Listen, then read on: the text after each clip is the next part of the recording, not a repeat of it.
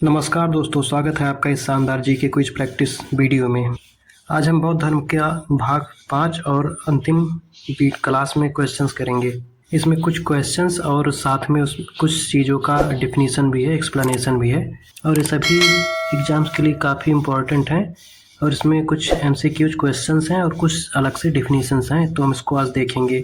तो आप किसी भी एग्जाम की तैयारी कर रहे हैं तो आप इस वीडियो से क्वेश्चंस की प्रैक्टिस कर सकते हैं। इसमें सभी क्वेश्चंस के आंसर प्लस उसके जो 4 ऑप्शंस हैं उसका भी ठीक से अच्छे से एक्सप्लेनेशन किया गया है। तो चलिए शुरू करते हैं आज का शानदार वीडियो। आज का पहला क्वेश्चन है, बौद्धों का रामायण कहे जाने वाले ग्रंथ बुद्धचरित के रचनाकार कौन है?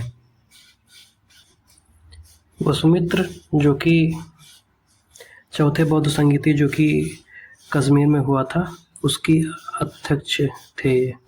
चौथी बौद्ध संगीति कश्मीर के कुंडल वन में हुई थी। नागसेन कौन थे? ये लगभग दूसरी शताब्दी ईसा पूर्व के आसपास थे।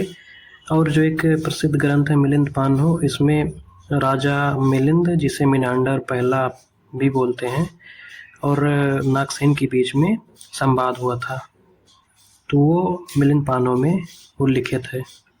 और आनंद, ये महात्मा बुद्ध के व्यक्तिगत या पर्सनल बॉडीगार्ड समझ लो, अंगरक्षक थे और सबसे प्रिय भी थे महात्मा बुद्ध के लिए, और उनके महात्मा बुद्ध के चचेरे भाई भी थे आनंद।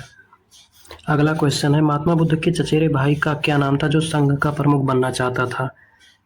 तो इनके चचेरे भाई का नाम देवदत्त था, जो संघ का प्रमुख बनना चाहते थे, और आनंद जो थे वो भी इनके चचेरे भाई थे। और ये जो सुभद्र हैं, इनको बुद्ध ने अपना सबसे अंतिम उपदेश दिया था। और ये जो राहुल हैं, ये महात्मा बुद्ध के पुत्र थे, और जो चन्ना है ये महात्मा बुद्ध के सारथी थे। अगला क्वेश्चन है, अभिधम्म पिटक का संकलन किस बौद्ध संगीति के दौरान किया गया था? तो इसका आंसर है तृतीय बौद्ध संगीति के दौरान उसका संकलन किया गया था। प्रथम बौद्ध संगीति राजगृह में हुआ था, 483 ईसा पूर्व में हुआ था। और द्वितीय बौद्ध संगीति वैशाली में हुआ, 383 ईसा पूर्व में। और तृतीय बौद्ध संगीति पाटलिपुत्र में हुआ था, 250 ईसा पूर्व में। और चतुर्थ बौद्ध संगीति जो कि कश्मीर के कुंडलवन में हुआ था, ये 72 ईसा पूर्व में हुआ था। अगला क्वेश्चन है, बौद्ध धर्म में किन वर्गों के प्रति अधिक उदार था और उन्हें विशेष रूप से आकर्षित किया था? तो इसका आंसर है बी, महिलाएं और शूद्र के प्रति बौद्ध धर्म अधिक उदार था और उन्हें विशेष रूप से आकर्षित भी किया था। अगला क्वेश्चन है, बुद्ध ने दुखों की निवृत्ति या अंत के लिए कौन सा मार्ग बताया था? तो इसका सही आंसर है अष्टांगिक मार्ग था, जो कि दुखों के अंत के लिए बताया गया था। और मध्यम मार्ग का मतलब था कि ना ही ज़्यादा कठिन और ना ही ज़्यादा सरल, इन दोनों के बीच में। निर्वाण मतलब जीवन मृत्यु के बंधनों से मुक्ति। और पंचशील, जिसमें 5 शील थे जिसका पालन हर बौद्ध भिक्षु को करना होता था। अगला क्वेश्चन है, बुद्ध के अंतिम उपदेश पाने वाला व्यक्ति कौन था? तो इसका आंसर है सुबच्छ। अभी जो पिछले क्वेश्चन में हमने इसको देखा था, और अभी हमने पिछले क्वेश्चन में आनंद के बारे में भी देखा था। सारिपुत्र कौन थे? सारिपुत्र बुद्ध के शिष्य थे और ये काफ़ी बुद्धिमान माने जाते थे। अगला क्वेश्चन है, बुद्ध ने शरावस्ती में किस डाकू का हृदय परिवर्तन कर बौद्ध संघ में शामिल किया? तो इसका सही आंसर है ए, अंगुलीमाल को इन्होंने बौद्ध हृदय परिवर्तन कर बौद्ध संघ में शामिल किया। और जो जीवक हैं, इनको बौद्ध संघ का आभूषण कहा जाता था। इनका बौद्ध संघ में विशेष दर्जा प्राप्त था। और चन्ना, ये बुद्ध के सारथी थे। और नंदा, ये महाप्रजापति गौतमी की पुत्री और महात्मा बुद्ध की चचेरी बहन थी। अगला क्वेश्चन है, बौद्ध धर्म की गीता किसे कहते हैं? इसका सही आंसर है ए, धम्मपद। धम्मपद में 423 पवित्र श्लोक हैं, जिसे छंद भी बोल सकते हैं, और ये इसको 26 अलग अलग अध्यायों में बांटा गया है। और ये जो धम्मपद है, ये सुत्त पिटक के जो खुद्दक निकाय है उसका एक इम्पॉर्टेंट हिस्सा है, और इसमें बुद्ध की शिक्षाओं और उनके सार, इन सब का सरल और सीधा संग्रह माना जाता है। अगला क्वेश्चन है, मगध के राजा बिम्बिसार ने बुद्ध के निवास के लिए कौन सा महाविहार बनवाया था? इसका सही आंसर है ए है वेणु वन बनवाया था। आम्रवन ये जो वैशाली की एक गणिका थी आम्रपाली, उन्होंने महात्मा बुद्ध को आम्रवन दिया था। और नालंदा उस समय बौद्ध विहार था, एक प्रसिद्ध बौद्ध विहार था। ये एक शिक्षा का प्रमुख स्रोत था नालंदा। और जो जेतवन है, इसको एक व्यापारी थे जिनका नाम अनाथ पिंडक था, उन्होंने इसको बनवाया था और इसको महात्मा बुद्ध को दिया था। जो बौद्ध की चारों संगीतियाँ हैं हम उसके बारे में देख लेते हैं, कब कहाँ हुआ था। तो जो प्रथम बौद्ध संगीति है यह राजगृह में हुआ था और इसके अध्यक्ष महाकश्यप थे। और इस किसके शासनकाल में हुआ था? उस समय अजातशत्रु शासक थे और आर्य वंश के थे। और ये पहला बौद्ध संगीति 483 ईसा पूर्व में हुआ था। और द्वितीय बौद्ध संगीति ये 383 ईसा पूर्व में हुआ था और वैशाली में हुआ था। और इसके अध्यक्ष जो है सब्बाकामी थे। और उस समय के जो शासक थे कालाशोक थे, जो शिशु नागवंश से थे। तृतीय बौद्ध संगीति जो कि पाटलिपुत्र में हुई थी, जो अभी पटना के नाम से है। और उस समय के अध्यक्ष मोदलीपुत्र थे और वहाँ के शासक अशोक वहाँ के शासक थे जो कि मौर्य वंश से थे। और तृतीय बौद्ध संगीति 250 ईसा पूर्व में हुआ था। और चतुर्थ बौद्ध संगीति जो कि कुंडलवन कश्मीर में हुआ था और इसके अध्यक्ष वासुमित्र व अश्वघोष दोनों लोग थे। और ये उस समय के जो शासक थे वो कनिष्क थे, कुषाण वंश थे। और ये चतुर्थ बौद्ध संगीति 72 ईसा पूर्व में हुआ था।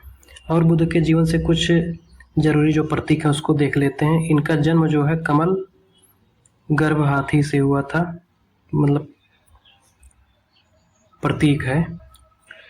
और दूसरा है गृह त्याग घोड़ा, ज्ञान की प्राप्ति पीपल या बोधि वृक्ष जिसे बोलते हैं, निर्वाण इनका पद चिन्ह के नाम से जानते हैं। यौवन का प्रतीक सांड है, समृद्धि का प्रतीक शेर है। प्रथम उद्देश्य इनको धर्मचक्र परिवर्तन के नाम से जाना जाता है। मृत्यु इनको स्तूप इनका प्रतीक है। और बुद्ध के 4 आर्य सत्य कौन कौन से हैं? पहला है दुख, दूसरा दुख समुदाय, तीसरा दुख निरोध और चौथा दुख निरोध प्रतिपदा या मार्ग प्रतिपदा के नाम से जाना जाता है।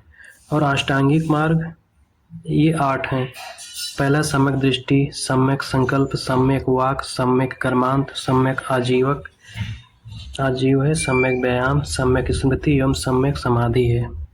और ऐसे बौद्ध धर्म के 3 रत्न हैं, बुद्ध है, धम्म है, संघ है। इन सब के बारे में हमने पिछली वीडियो में डिटेल में देखा है।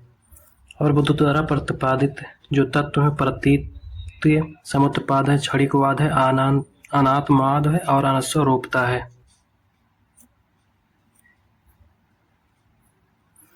स्तूप कितने प्रकार के होते हैं? 4 प्रकार के होते हैं। एक भौतिक स्तूप होता है, पारिभौगिक स्तूप, उद्देशिका स्तूप और पूजनीय स्तूप होता है। और बौद्ध साहित्य को त्रिपिटक कहा जाता था। यह पाली भाषा जो कि उनकी लोकल भाषा थी उसी में रचित है। और यह 3 प्रकार से है, विनय पिटक है, सुत्त पिटक है, अभिधम्म पिटक है। प्राचीन काल में संघ विहार का रूप उभर कर आए। संघ, संघाराम, आराम, चैत्य और विहार। अगला क्वेश्चन है, महापरिनिर्वाण मंदिर उत्तर प्रदेश में कहाँ पर स्थित है? तो महापरिनिर्वाण उत्तर प्रदेश के कुशीनगर में स्थित है, जिस समय जहाँ पे उनको महापरिनिर्वाण की प्राप्ति हुई थी 80 साल की उम्र में। और सहारनपुर उत्तर प्रदेश का सबसे उत्तरी जिला है और बलिया सबसे पूर्वी जिला है उत्तर प्रदेश का। अगला क्वेश्चन है, चैत्य या स्तूप का क्या अर्थ होता है?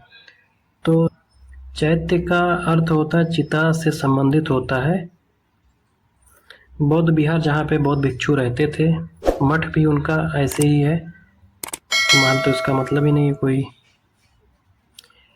ये जो चैत्य होता है, चैत्य का जो कि शाब्दिक अर्थ होता है चिता संबंधी होता है। मतलब कि जब सौदा के पश्चात बचे हुए जो अवशेषों को भूमि में गाड़ देते हैं और उसके ऊपर समाधियाँ बनाई गई, फिर उन्हीं को प्रारंभ में चैत्य स्तूप कहा गया। चैत्य गृहों के समीप ही भिक्षुओं के रहने के लिए आवास भी बनाए गए जिन्हें विहार कहा गया। और सबसे पहले स्तूप शब्द का वर्णन ऋग्वेद में मिलता है और स्तूप का शाब्दिक अर्थ है किसी वस्तु का ढेर। बुद्ध पूर्णिमा, वैशाख पूर्णिमा के नाम से इसे जाना जाता है। ये बुद्ध के जीवन में बहुत ही ज़्यादा महत्वपूर्ण स्थान रखते हैं, क्योंकि बुद्ध पूर्णिमा के दिन ही इनका जन्म हुआ था। इसी दिन इनको ज्ञान की प्राप्ति हुई थी और इसी दिन ही इनकी मृत्यु हुई थी 80 साल की उम्र में, जो कि कुशीनगर में हुई थी। वैशाख पूर्णिमा के दिन ही उनका परिनिर्वाण हुआ था और उनको 35 साल की उम्र में बोधगया में बोधि वृक्ष के नीचे ज्ञान की प्राप्ति हुई। तब वो उस समय बुद्ध कहलाए।